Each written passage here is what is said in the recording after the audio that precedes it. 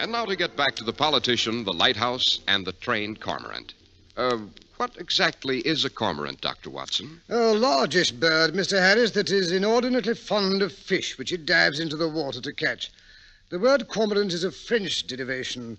Cor meaning raven, and marin meaning marine. Oh, yes, the raven of the sea. Sounds vaguely sinister, Dr. Watson. It was, Mr. Harris, it was indeed. This particular cormorant, whose name was Tika, was directly responsible for the death of the disreputable old baggage who, there I go, getting ahead of myself again. To begin at the beginning, it was a cold, wet November night. A Saturday night, to be exact. Holmes, overcome with the restless energy which sometimes burned inside him like a seething volcano, had insisted on a visit to the Port of London, the Chinese section of it that is so often referred to in tones of awe and terror as Limehouse. We had just turned off West India Dock Road. Against the sky rose Limehouse Church, the one thing of beauty in a sordid landscape. Yellow and brown men pattered by on slippered feet. Strange voices, whispering in strange tongues, crept out of dark corners. The air was heavy with the stench of betel nuts, shandu, and fried fish. A clinging mist crept in off the river. In the channel, a foghorn wailed like a lost soul. Holmes, what's the point of all this meandering? First up one dilapidated alley, then down the next. I'm frozen to the bone. Let's get home before someone slits our throats from behind. A nice trick if it can be done, Watson. No, a stab in the back, or perhaps a bit of thuggy with a fine silken cord would be more in keeping with this neighborhood. What's the good of all this prowling about? But, Watson, we promised Mrs. Hudson we'd bring her some tea. Some suet sen in little 2-ounce packets at 7p each. A shy little tea to fill the hour of 4 to 5 with delicate scents and dreams.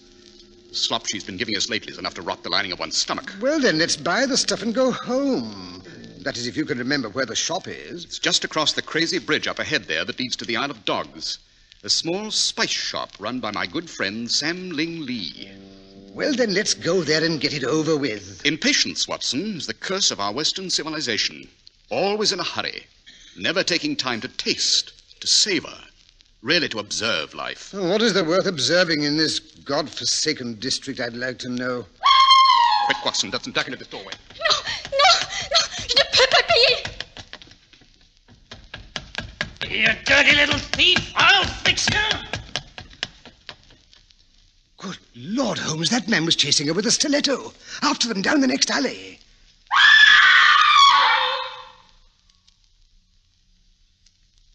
Too late, Watson. Great Scott, Holmes. Aren't you going to do something? What is there to do, Watson? That poor, tortured soul. She's better off dead. Holmes, you are a cold-blooded fish. At least we could try to catch the man who stabbed her. That is a job for the official police. We must leave something for them to do, you know. Incidents like this occur every day in Limehouse. No, the individual I'd like to bring to justice is the real murderer in this and 100 other cases. Who's that? The purveyor of little white packages like the one that poor frantic derelict clutched so tightly in her hand. The chief of the outfit which peddles death and decay in the form of exotic dreams. You know who he is? Naturally. The annoying part of the situation is that I've been completely unable to persuade any of his victims to testify against him. They're all so tragically dependent on him for his filthy wares. Oh, but enough of that. What you've just witnessed is commonplace. But here comes something I think you'll admit is rather unusual, even in Limehouse. Yes, what do you mean? Look there, across the street, Watson. Ever see a man take a bird for a walk? It's Paru, the crippled Lascar, taking Tika for his nightly outing. They're coming down the steps of the house across the way. They're crossing the street. That's a curious-looking bird. It waddles like a duck, but its beak is different. Its neck is almost as long as a swan's. That, Watson, is a cormorant, a very intelligent biped. In many tropical countries, the natives train them to catch fish. Do not fear, my beautiful Tika. The men will not harm you. Paru will protect his Tika. Careful. Here the stones are sharp. Well, I'll be... Undoubtedly, Watson. Peru couldn't be more attached to Tika if he were his own son. But, did you see the bird's eyes? They shone yellow in the light of the street lamp, like a cat's. Yes, many of the natives hereabouts are afraid of the bird. They say he has the evil eye. Perhaps that's why Peru and Tika are considered star boarders at the lighthouse across the way. The lighthouse? It's the name of the most notorious lodging house in all of Limehouse. Chinese, Lascars, and East Indians sleep there, 10 and 12 to a room on the bare floors or on mildewed mattresses. Tika and Peru sleep curled up in a closet on the top floor. At least they have privacy. Charming place. Why in heaven's name don't the authorities clean it out? Authority around here, Watson, is Harry Hawkins, called Handsome Harry by the natives because he's so definitely the opposite.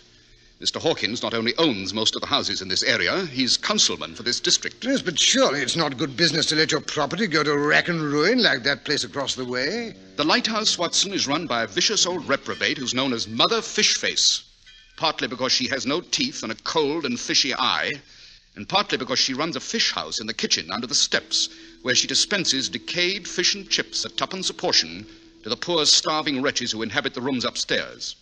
Mother Fishface is the only one who dares talk back to Mr. Hawkins. She's the only one who dares to be late with her rent.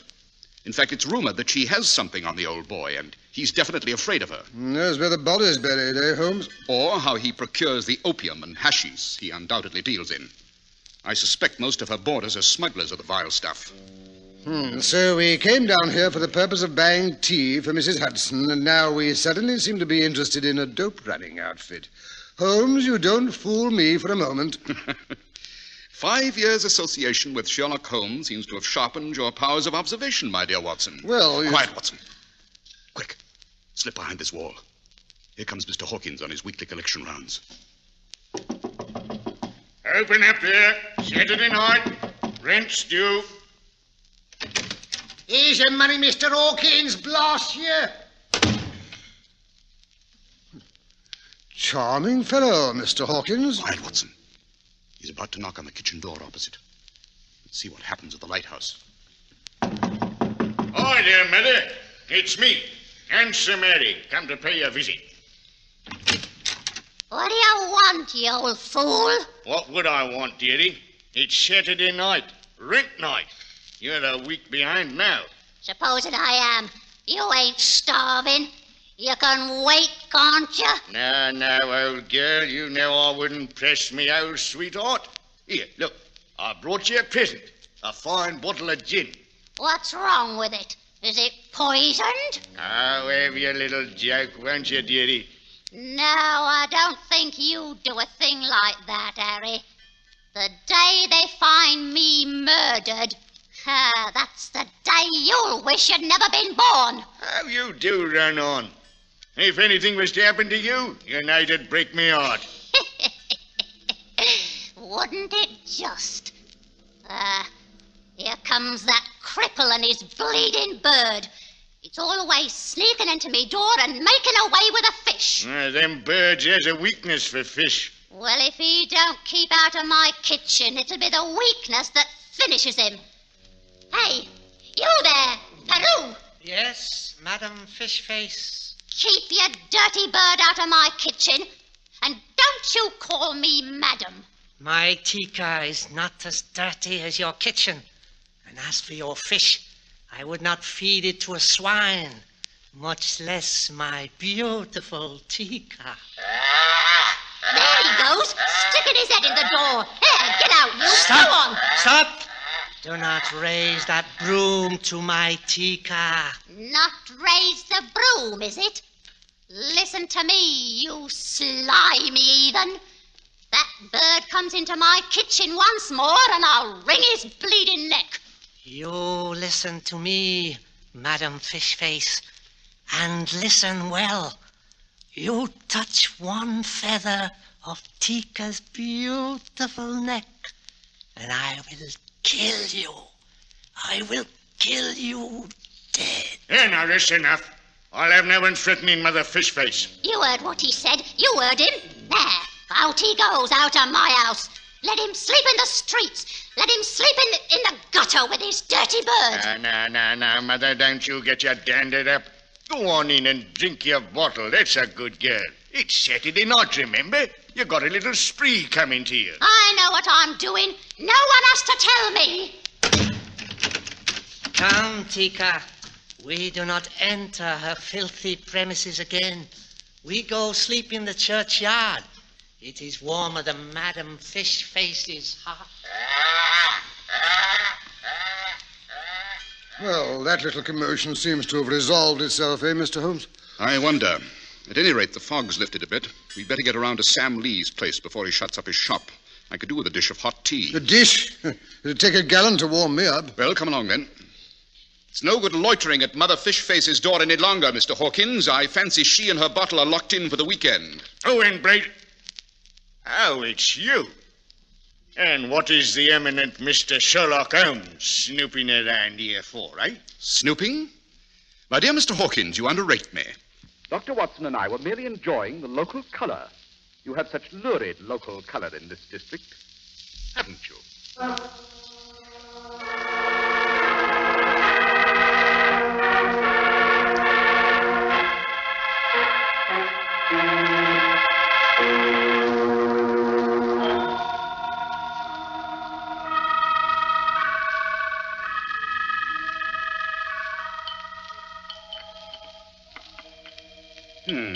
Delicious.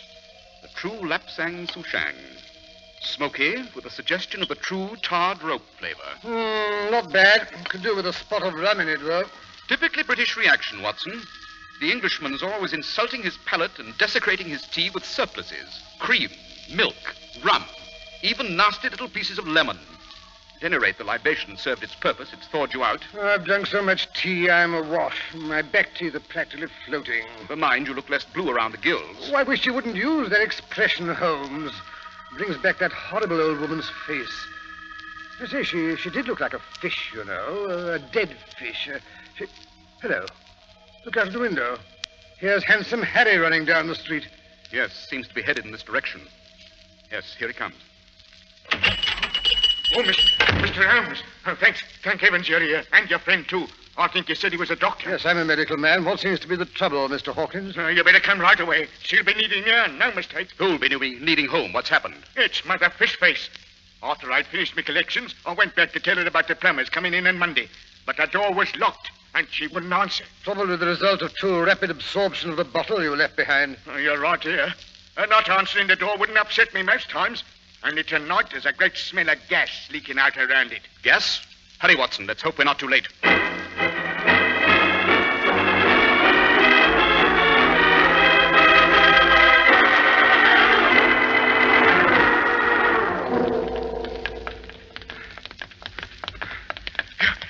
Here we are. 2 steps down. Careful. Top one's loose. Smell of gas. Very pronounced, eh, Holmes? Quite. Door locked. Shall I break it down? Windows quicker. Stand back. I'll use this loose brick. Phew, what a stench. Stale fish and gas. Give it a chance to clear for a moment. I say, there she is, Holmes. You can see her lying there behind the table. But what's that draped across her leg like a snake? It's not a snake, Watson. It's Tika's neck. The bird is doubtless lying beside her, hidden by the body. Tika! Come on, over the sill we go. Tika! Did someone see Tika? I look everywhere for him. I am asleep on a grave, and Tika sits on the tombstone. When I wake up, he's gone. He's in there, Paru. I'm afraid we've come too late. Tika! My beautiful Tika! She has destroyed him. All right, come in, all of you. I kill her. I slit her throat. Paru, put away that knife. And take the bird outside. Try artificial respiration. Don't waste any time. Watson, you look out for the old woman. My pretty, my beautiful Tika.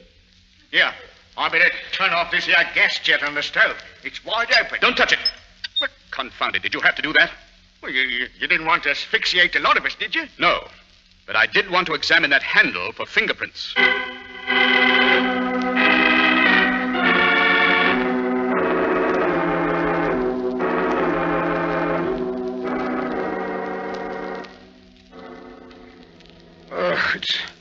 It's no go, Holmes. I can't bring her round. She's turning cold. Yes, gas poisoning. That's what finished her. Unusually florid face. Gas poisoning complicated by cerebral thrombosis brought on by alcohol and high blood pressure. Yes, I noticed the uneven dilation of her pupils. Yes. Poor old dear. One never knows, eh, Mr. Holmes? Who'd have thought the next time I saw her she'd be lying there like that, cold as a mackerel? But if she wanted to commit suicide, Mr. Hawkins, why was only one gas jet open? Why not turn on the lot, eh, Holmes? I doubt very much if it was suicide, Watson. You don't mean it's murder? But the door was locked. No one could have got in. Well, that's right, Mr. Holmes. She never gave no one the key. It must have been accidental. Or at least that's what it was supposed to look like. What brings you to that fascinating conclusion, Mr. Hawkins? It was that bird what did it, mark my words. Time and again he knocked that gas jet open. Always old Mother Fishface would scream at him and shut it off. Only tonight, like as not, she was too drunk to notice. Drunk from the gin you brought her. I always brought her a bottle of gin on Saturday nights. It was that dirty Lascar did it. You heard him say he'd kill her. He knew she'd be drunk, and he shoved his bird in here. He did it, knowing he'd turn on the gas, reaching for a fish frying on the stove. Yes, there was a fish on the stove. But it was not frying because there's no frying pan. If there had been, the gas would have been lit, and there'd have been no chance for it to escape and fill the room. Yes, there was a fish on the stove, carefully draped across this handle. You'll notice that it's still greasy and smells rather strongly of mackerel. These scratches, I imagine, were caused by the bird's beak as he snatched at the fish, thereby pushing the handle and opening the jet. Well, that's what I said. That dirty heathen pushed his scrawny old bird in here, knowing Mother Fishface was lying helpless drunk with no way of protecting herself. And how did he manage to push the bird in here with all the doors and windows locked? Oh, I see what you mean. And it couldn't have been murder. It was accidental, like. The bird flew himself in. And how did he manage to do that? Oh, through that little trapdoor. Up there beside the window. It's got a little swinging hinge to it. So's the fish peddler could deliver fish through it when Mother Fishface wasn't home. That blinking bird, he flew up there, he did, shoved open the trap, and flew down into the room. What happened next was just like you deduced it, Mr. Holmes. It must have been. Poor old Mother Fishface, murdered accidental by a bird. Very interesting theory, Mr. Hawkins, but unfortunately it does not jibe with the facts. Yes, what do you mean, Holmes? Simply this, Watson. The bird couldn't have flown in because it so happens that this particular member of the feathered tribe is an Anopterum harrisi, or Harris cormorant, which occurs only on the Galapagos Islands. It is entirely flightless. You mean it can't fly? Not any farther than Dr. Watson. But it did get in here somehow, Holmes. You'll have to admit that. Quite. The cormorant was introduced into this kitchen by the only person, other than old Mother Fishface, who had the key to that door. Who's that? You, Mr. Hawkins, the landlord. Rubbish. Why should I be wanting to kill the old girl? She was my best tenant. You killed her because you suspected she was going to split to the port authorities. You got wind of the fact they'd sent me down here to get her story. You can't prove it. You can't prove a blasted thing. Supposing you have got my fingerprints in that gas jet. Dr. Watson here is witness to the fact that he saw me turn it off. Is that so, Holmes? Yeah, but you'll not find my fingerprints in the lock or in the doorknob, neither. I wondered why they were wiped clean. You were here earlier this evening. Your fingerprints should have been on the doorknob. Well, they ain't now. You can't convict me on that. What about the odor of fish that clings to your hands? Too bad you chose mackerel to lure Tika. Such a smelly fish. Furthermore, the notes on the papers which Watson discovered inside the woman's bodice But Holmes, will convict you of conducting a despicable and entirely illegal trade in opium and other... Why, Mr. Hawkins, where are you going? Oh, I'm getting out. They won't get me. Now that the tech's going to lay his hands on me. Holmes, why didn't you stop him? He'll be stopped, never fear. The authorities have had the place surrounded ever since we left the tea house. Sam Lee is my go-between. Or didn't you guess? You know dashed well I didn't.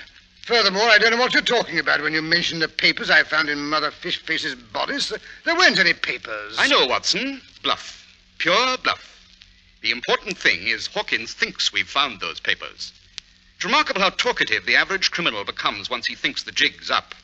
The port authorities should have no trouble in finding out all they want to know. Yes, at last, the chief of this dope smuggling ring and the cause of untold human misery will be safely behind bars. Mr. Holmes, did you hear that? Yes, it's Tika. I thought Paru might be able to bring him round. You see, he didn't have as much alcohol in his system as Mother Fishface. Let that be a lesson to you, Watson. You go to blazes.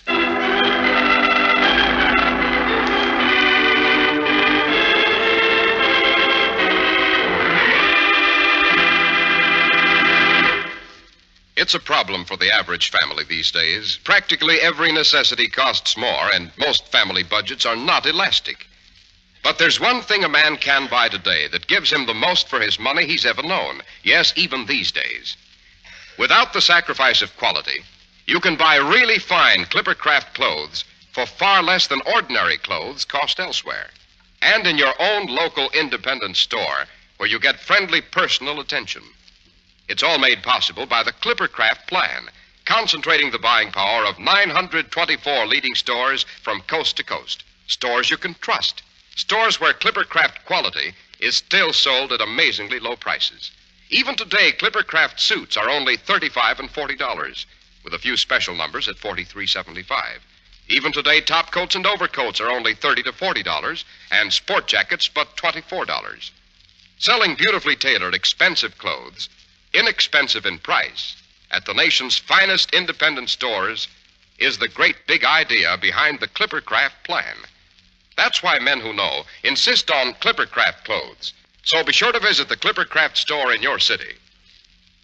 The leading stores in the metropolitan area that bring you Clippercraft clothes are Saks 34th, Broadway at 34th Street, Manhattan, Abraham and Straus, Brooklyn, the Boulevard Men's Shop, Kresge, Newark, New Jersey, and the B&B Clothes Shop, 16408 Jamaica Avenue, Jamaica.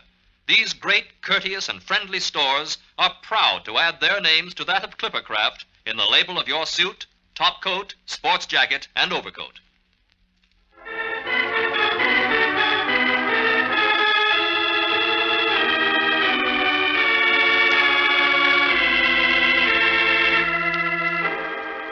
And now, Dr. Watson, did they succeed in convicting the handsome Mr. Harry Hawkins? They did indeed, Mr. Harris. They did indeed. Mr. Hawkins spilled the beans, as you say, with very little persuasion. As a matter of fact, Mother Fishface did have quite a few incriminating records tucked away carefully, which we subsequently found. Hidden in an old teapot or the family flour barrel, no doubt. Hidden away in a vault in the bank in Threadneedle Street, together with a very handsome collection of English banknotes. Thrifty old gal. Who inherited the money, Doctor? Holmes saw to it that the money went to the Limehouse mission for stranded seamen.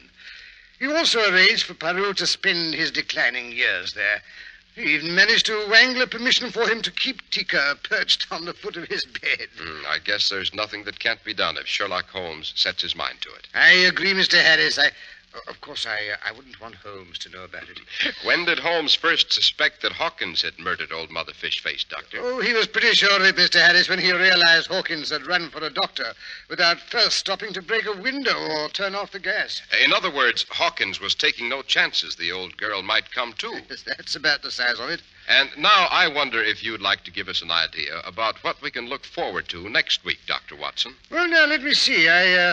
I think that next week I'll tell you how witchcraft suddenly came to life again in the west of England, and how the investigation of a fairy ring in the grass and a weather-beaten broomstick covered with medieval recipe for flying ointment led Holmes to one of the most diabolical criminals he ever encountered. I call it the laughing lemur of High Tower Heath. Sounds appropriate for what is practically Halloween. Why do you think I chose it, Mr. Harris? Why do you think I chose it?